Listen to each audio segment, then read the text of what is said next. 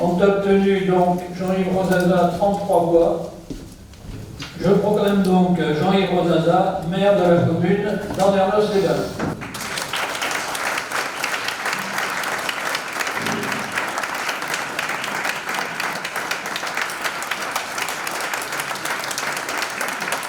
Depuis ce samedi matin, les nouveaux élus du conseil municipal d'Andernos sont en place. Le conseil d'installation s'est tenu en comité restreint à la salle du Broustic, une séance durant laquelle Jean-Yves Rosaza, unique candidat, est revenu sur les circonstances particulières de sa réélection et sur la crise sanitaire que nous traversons. Bien sûr que je vous remercie toutes et tous de la confiance que vous me témoignez aujourd'hui. C'est cette même confiance que vous ont faite les Andernosiens le 15 mars. Mais je vous remercie surtout pour les uns de continuer le travail pour la ville ensemble, après avoir effectué un premier mandat dense et abouti, et puis pour les autres d'avoir rejoint cette équipe que je vais avoir l'honneur de diriger au cours des prochaines années. Je veux saluer ici votre courage, votre détermination, votre engagement, quand, à l'inverse d'autres, pourtant prompts à la critique systématique, faisaient le choix de la dérobade en se soustrayant à l'affrontement démocratique que nous aurions souhaité. Cela dit, Andernos est la seule ville de Nouvelle-Aquitaine de plus de 12 000 habitants qui ait eu une candidature unique. Cela signifie aussi que la façon dont nous avons géré les affaires de la cité a convenu à de nombreux Andernosiens, que je remercie à nouveau chaleureusement de cette confiance renouvelée. À titre personnel, je mesure, comme en 2014, l'ampleur de la tâche à mener, son importance et le degré de responsabilité qu'elle me confère. Mon attachement à Andernos, à son histoire, aux Andernosiens, au bassin d'Arcachon, me permet d'aimer cette fonction exigeante d'élu local, a fortiori au sein de ce territoire du Nord-Bassin que je connais depuis 64 ans. Mes chers collègues, cette situation insolite de conseil municipal dépourvu d'opposition nous oblige. Il va nous appartenir, pour le respect de la chose démocratique, de rester constamment à l'écoute de nos administrés, de rester en éveil pour sentir le pouls de la ville. Il va nous appartenir d'être à la fois unis derrière notre projet et capables de manier l'indispensable autocritique en l'absence d'opposition. Plus que jamais, nous devrons observer l'obligation d'humilité, de sacrifice, de désintéressement qui constitue l'apanage de celle ou de celui qui est élu du peuple. Ce peuple que l'on est chargé de représenter sur la base de la confiance.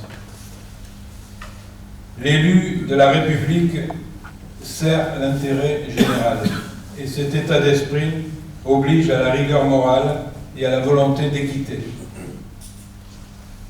Être élu, c'est une expérience forte et c'est une chance que de pouvoir la vivre, qui plus est, collectivement.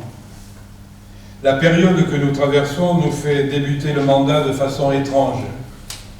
Il est pour l'instant très compliqué de se rencontrer en séance plénière, tous ensemble, pour échanger sur la mise en route du projet. Il est tout aussi difficile de rencontrer en un coup, en une fois, tous les agents des services pour partager avec eux les bases du travail de la mandature. Nous n'avons même pas eu l'opportunité, même simplement, de nous retrouver autour d'un verre pour fêter notre élection. Et ce ne sera toujours pas le cas aujourd'hui. Ceci est sans importance, malgré tout, en comparaison des désordres, des dégâts occasionnés par la crise actuelle. Désordres et dégâts sur la santé, bien sûr, mais dégâts sur l'organisation de la société, dégâts psychologiques et humains, et de manière extrêmement agressive, dégâts économiques. Il va être impossible de ne pas intégrer les ravages du Covid-19 dans nos projets. Nous devrons nous adapter, être réactifs et attentifs. Nous aurons à penser à notre niveau et avec nos moyens toutes sortes de plaies. Nous ne serons ni optimistes béats, ni fatalistes. Nous aurons à être utiles, concrets, efficaces. Nous aurons à être aux côtés de nos administrés et devrons avoir à cœur de démontrer ce que veut dire élu de proximité. Nous ferons en sorte de respecter notre programme. Nous nous emploierons à construire avec nos voisins une intercommunalité de projets non subis et pensés depuis le territoire en adéquation avec les attentes de ses habitants. Notre projet pour Andernos continuera d'amplifier le dynamisme économique de la ville avec les leviers que possède une collectivité locale comme la nôtre.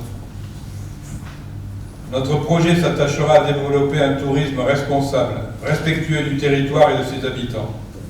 L'environnement sera une préoccupation permanente, transversale, comme l'éducation et la culture. L'action sociale sera intensifiée, tant la solidarité va devoir s'exercer. Mes chers collègues, nous sommes habitants de la Terre devant un monde à réinventer. Un monde où la financiarisation, de manière cynique, a dénaturé les extraordinaires vertus de l'entreprise, les valeurs du travail et outragé la planète.